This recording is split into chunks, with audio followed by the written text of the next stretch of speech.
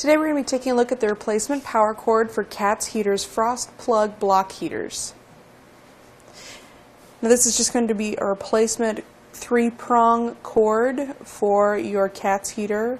This will also work with any other 120 volt block heater that has a 3-prong plug. As you can see that we've got the female end there with the 3 holes, and then the other end is going to plug up into your 120 volt AC outlet. That can be routed through your grill to get plugged in there.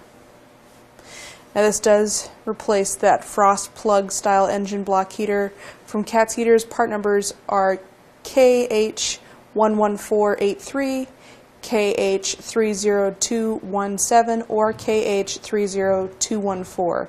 You can find those here at there.Now. This is CSA approved, and it's also made in the USA. The voltage is going to be up to 120 volts, wattage up to 1,200 watts, or 1,200 watts. Amperage is up to 10 amps. The total cord length is going to be 5 feet, and the gauge is going to be 18.